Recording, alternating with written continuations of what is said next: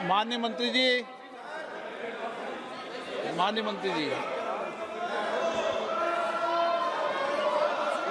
अध्यक्ष महोदय, इस 10 घंटे चलने वाली इस चर्चा के उपरांत मुझे उत्तर देने के लिए अवसर देने के लिए धन्यवाद। सबसे पहले तो बड़ा निराशाजनक है ये दृश्य विपक्ष को देख करके कि जब इतने महत्वपूर्ण बिल पर चर्चा हो रही है, जब इतनी संवेदनशीलता के साथ और प्रधानमंत्री मोदी जी की प्रतिबद्धता के साथ ये विधेयक लाया गया है, तो बजाय इसके कि संजीदगी से इस पर बहस की जाए, सुझाव दिए जाए, इस पर राजनीति करने का प्रयास किया जा रहा है। और मुझे हैरत है नेता प्रतिपक्ष एलओपी जी के व्यवहार पर। उन्होंने जिन अपशब्दों का इस्तेमाल किया वो अनपार्लियामेंट्री तो है ही है, बल्कि इतना अनपार्लियामेंट्री एक्सप्रेशन है वो, मैं अपने बुक से नहीं बोलूँगा कि यदि कोई व्यक्ति या माननीय सदस्य अपने आप को भी इडियट समझे तो वो नहीं कह सकता, सदन के बाहर जाकर के कह सकता, उसमें नहीं कह सकता। मुझे हैरत है कि नेता प्रतिपक्ष जिनका एक रुतबा रहता है, उनको ये बेसिक पार्लियामेंट्री नॉर्म्स की जानकारी नहीं। और इसलिए जब वो कहते हैं कि मैं किसी व्यक्ति विशेष के बारे में ये शब्द इस्तेमाल नहीं कर रहा, तो कई बार ये शंका होती है कि क्या वो छात्रों के लिए कर रहे हैं। और अगर ये बच्चे जो हमारा भविष्य भी है, हिंदुस्तान का मुस्तकबिल भी और विकसित भारत के उज्जवल नागरिक भी, यानी उनको अगर इडियट कहा जाए तो इससे और ज्यादा दुर्भाग्यपूर्ण कुछ नहीं।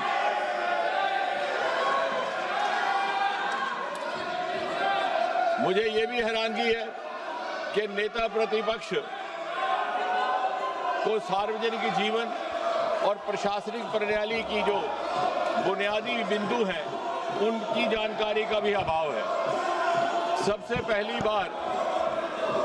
पहली बात तो ये कि जब वो कहते हैं कि गृह मंत्री जी ने गोली चलाने का आदेश दिया और उसे ऑथेंटिकेट करने में नाकाम है, तो सबसे पहली बुनियादी बात कि कहीं भी गोली चलाने का आदेश कोई मंत्री नहीं देता, वो मैजिस्ट्रेट देता है, एसडीएम देता है, डीएम देता है। हम सब विधायक रहे हैं, सांसद रहे हैं, हमारे अनुभव में है।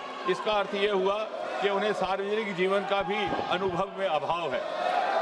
दूसरी बात, ये बार बार स्पष्ट किया गया कि गोली चली ही नहीं, अश्रु गैस, टीयर गैस का इस्तेमाल हुआ, लेकिन जब गोली चली ही नहीं तो आदेश देने का सवाल ही नहीं पैदा होता। और आदेश देने का अधिकार मैजिस्ट्रेट के पास रहता है, मंत्री के पास नहीं। फिर इन्होंने ये कहा कि गृह मंत्री जी के साथ 30 गाड़ियों का 30 व्हीकल्स कैवलकेड, शायद इनको गिनती करने में भी दिक्कत है। इन्होंने शायद वो कैवलकेड देखा ही नहीं कि 30 गाड़ियां कभी भी गृह मंत्री जी के साथ नहीं चलती। फिर उन्होंने ये भी कहा कि गृह मंत्री जी विदेश गए हुए थे। हम में से किसी की जानकारी में ऐसा नहीं, कहीं कोई प्रमाण नहीं, क्योंकि विदेश जाने का सवाल ही नहीं। गृह मंत्री जी कभी भी विदेश नहीं गए। तो यानी तथ्यों के बिना, सत्य के बिना गैर जिम्मेवारी से इस सदन में बात कह देना और फिर कह करके निकल जाना, यह किसी जिम्मेवार नेता और विशेषकर नेता प्रतिपक्ष का व्यवहार हो ही नहीं सकता। अब ये भी कहा गया, अब इन्होंने एक कहानी सुनाई, तो मैं भी एक कहानी सुनाना चाहता हूं। और ये कहानी है 21 जुलाई की। 21 जुलाई को नेता प्रतिपक्ष नामालूम क्या सोच करके और किस उम्मीद से जाकर के बैठ गए 7 LKM प्रधानमंत्री आवास के फाटक के बाहर। अब ना मालूम क्या था मन में। अब मेरा विभाग ऐसा है जो शोध के साथ ताल्लुक रखता है। जब इस पर थोड़ा सा मंथन किया तो ये संभावना लगी कि शायद बहुत ज़माने से इनको ये हसरत सता रही थी कि देश इनको प्रधानमंत्री चुने और 7 LKM में बिठाए। अब इनकी जब वो हसरत पूरी ना हुई तो निराशा और फ्रस्ट्रेशन से हताश होकर के वो प्रधानमंत्री आवास 7 LKM के दरवाजे पर जा बैठे। और फिर जब इनको बड़ी विनम्रता से समझाने का प्रयास किया गया कि ये आपको शोभा नहीं देता, तो इन्होंने कहा कि मुझे उठा लिया जाए। ना चाहते हुए भी जब पुलिस को इनसे ये निवेदन करना पड़ा कि आप हट जाइए, तो बड़े बेगैरत होकर के वहां से निकले। और जैसा कल हमारे एक माननीय सदस्य कह रहे थे, शुरू में तो ये उस आंदोलन के साथ जुड़ने में गुरेज कर रहे थे। इन्हें लगा कि आम आदमी पार्टी का आंदोलन है, लेकिन जब आंदोलन इन्हें लगा कि उठने लगा तो इन्हें जो माननीय सदस्य कल कह रहे थे, जेन ज़ी की जबान में MIA हो गया। MIA मतलब मिसिंग इन एक्शन, जो हमारे जेन ज़ी की भाषा है। और दूसरा, जैसा कल बताया गया कि FOMO, fear of missing from action, और इसलिए ये जाकर के वहां बैठे। और फिर जब इन्हें उठाया गया तो जो इन्होंने दृश्य वहां पे दर्शाया अपने उठाए जाने का, तो क्या वो गालिब का शेर है कि बड़े बेगैरत होकर तेरे कूचे से हम निकले, बड़े बेआबरू होकर तेरे कूचे से हम निकले, बहुत निकले मेरे अरमान लेकिन फिर भी कम निकले। यानी वो जो दबे हुए अरमान है 7 LKM में जाकर के बसने के और नेता बनने के, वो ना मालूम किस किस प्रकार पिछले एक सप्ताह में जाहिर हुए। मैंने 40 से 45 हमारे वक्ता रहे, सबके सुझाव भी नोट किए, बड़े ध्यान से भी सुना। उसमें कुछ एक बातें ऐसी भी आई जो मुझे लगता है कि स्पष्ट करने लायक है। यहाँ पे ये बताया गया, हमारे कांग्रेस के नेता गगन गोगोई जी ने कहा कि मासूम बच्चों पर जुल्म सितम ढाया गया। शायद उन्हें ये मालूम नहीं कि utmost restraint was exercised and it was made sure that casualties don't happen. लेकिन मुझे लगा बाद में, जैसे मैंने कहा कि जब शोध किया तो ये लगा कि अपने अनुभव से बोल रहे थे, क्योंकि सन 1969 से लेकर के 1984 तक जो असम में ऑल इंडिया स्टूडेंट यूनियन का प्रदर्शन रहा, आंदोलन रहा, वो हमारा रिकॉर्ड बताता है कि 860 innocent people, most of them students had got killed. उस समय सरकार कांग्रेस की थी। तो इन्हें लगा कि जिस तरह से हम अपने ज़माने में आंदोलन कर रहे विद्यार्थियों को कुचलने के लिए उन्हें मौत के घाट उतारते थे, शायद इन्होंने भी ऐसा किया हो। माननीय प्रियंका गांधी जी ने एक बड़ी रोचक बात की और ये सुनने लायक है। उनका कहना है कि 152 बार पेपर लीक हुआ। ये आंकड़ा कहाँ से मिला, कोई प्रमाणित नहीं, कोई ऑथेंटिकेशन नहीं। लेकिन उससे भी अधिक दिलचस्प बात ये है, वो कहती हैं कि 150 papers leak, 150 times the paper leak happened, which affected 750 crore children. I have verified this from the written script which was there in the parliament last night, where I wanted to actually check on myself. 150 paper leaks affecting 750 crore children, which means 7.5 billion. The entire population of the world is just about 8 billion. And you have 7.5 billion children in India. ना मालूम ये आंकड़ा कहाँ से आया। या तो ये मन गढ़ंत है, या तो ये इसमें शरारत है, और या फिर इसमें इग्नोरेंस है। उन्होंने कहा कि सन 2024 के बाद जब ये एक्ट लगा था कोई कार्रवाई नहीं हुई। शायद उन्होंने ये अध्ययन नहीं किया कि 52 FIR लग चुके हैं पिछले 2 वर्ष में जब से ये एक्ट बना, जिसमें से 29 है प्रिवेंशन ऑफ अनफेयर मीन्स और 23 है भारत संहिता के लिए।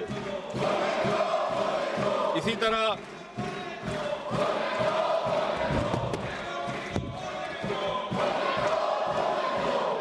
वेणुगोपाल जी ने कहा कि हमने स्कूल बंद कर दिए। शायद वो ये कहते कि हमारे हायर एजुकेशन के अवसरों में 30% बढ़ोतरी करने का ये काम इस सरकार ने किया है। We have increased the number of universities from 760 to 1,293. I am not saying anything without evidence. The number of higher education institutions has been increased from 51,534 to 64,896. इसी सरकार ने ट्राइबल्स के लिए एकलव्य विद्यालय भी बनाए और इसी सरकार ने national education policy 2020 lie, which is a game changer and which should have happened actually. वो एक आपका अधूरा काम और आपका पाप था।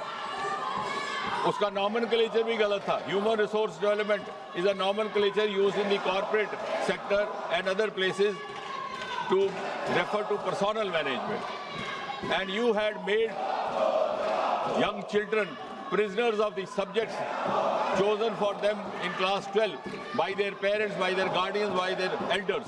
NEP 2020 has liberated our adolescent children from these subjects that they took up for class 12 and given them an aptitudinal freedom.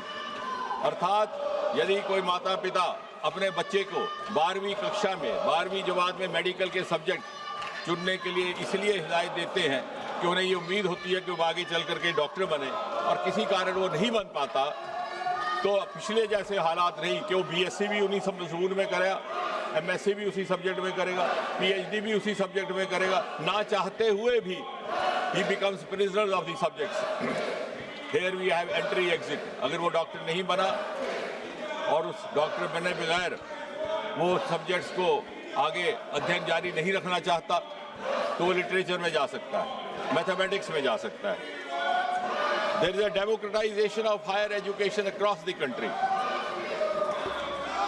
और इतना ही नहीं, यही वो सरकार है जिसने मेडिकल एजुकेशन में भी, क्योंकि मेडिकल एजुकेशन के हवाले से बात हो रही है, एम्स की संख्या 7 से लेकर 22 तक बढ़ा दी।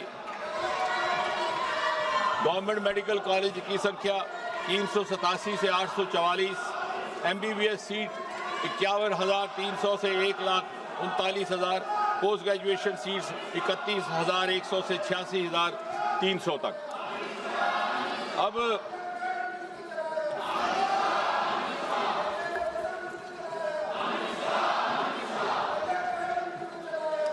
मुझे तो चाहते तो हम ये थे कि इस बिल पर गंभीर चर्चा होती, क्योंकि जिस तरह से प्रधानमंत्री जी ने बड़ी संवेदनशीलता के साथ कार्रवाई की है, अभी हाल ही में जो पेपर लीकेज हुआ उसकी जानकारी 7 और 8 जुलाई की रात को आई। 12 तारीख को CBI को सौंप दिया गया। तुरंत 13 व्यक्ति हिरासत में ले लिए गए। साथ ही साथ लगभग 92 लोकेशंस पर रेड किया गया और 12 तारीख को ही CBI दिया।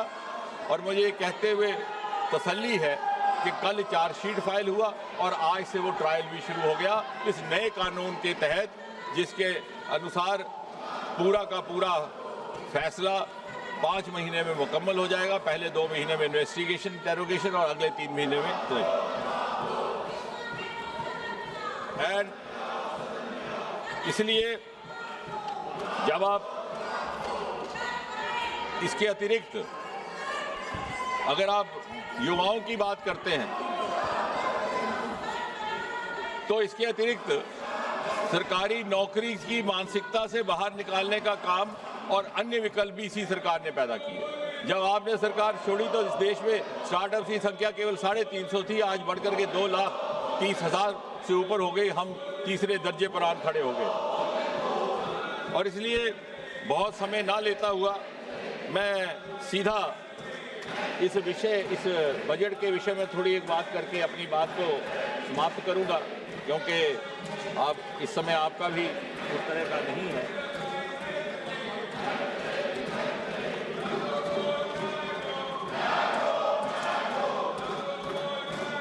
इस बिल की ये खासियत है कि the public examination prevention of unfair means amendment bill 2026, इसकी कुछ एक धाराएं मैंने कल भी व्याख्या की थी।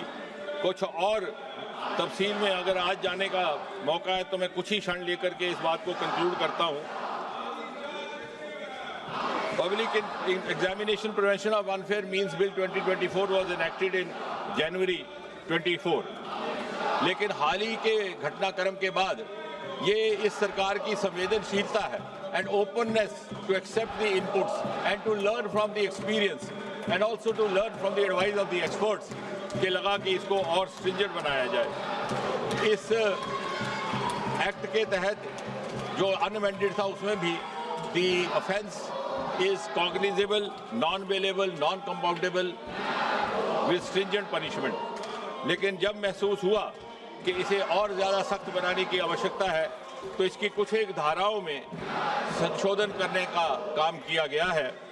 सबसेक्शन 1 ऑफ सेक्शन 10, पर्सन और person involved in malpractice, सरकार की अवधि थी 3 से 5 साल and fine up to 10 lakh, उसको बढ़ा करके 5 से 10 साल किया गया और जुर्माना 50 लाख तक। सर्विस प्रोवाइडर, जिसकी परिभाषा मैं कल दे चुका हूं इन माय इंट्रोडक्टरी रिमार्क्स, उनका फाइन था पहले 1 करोड़ तक, उसे बढ़ा करके 5 करोड़ कर दिया गया और उनको 4 साल के बजाय 8 साल तक कोई और एग्जाम कंडक्ट करने पर बाधित कर दिया गया। डायरेक्टर और मैनेजमेंट की सजा 3 साल से लेकर 10 साल से बढ़ा करके 5 साल से 10 साल तक कर दी गई। फाइन 1 करोड़ से बढ़ा करके 5 करोड़ तक कर दिया गया। और इसी तरह जो ऑर्गेनाइज्ड क्राइम है, बार बार कुछ एक सदस्यों ने उसका उल्लेख किया है, मैं उस पर भी वाजे कर दूं कि उसके लिए इम्प्रिजनमेंट 5 साल से 10 साल से बढ़ा करके 7 से 10 साल कर दी गई। Fine which was not less than 1 crore has been increase up to 10 crore. और इसलिए बहुत सारी यहाँ बातें की गई।